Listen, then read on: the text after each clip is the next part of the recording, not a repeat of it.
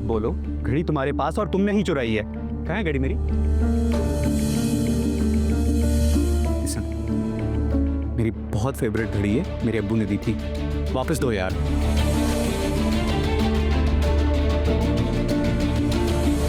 ओ please, ये ड्रामेबाजी मेरे सामने मत करो, मुझे मेरी घड़ी दो यार।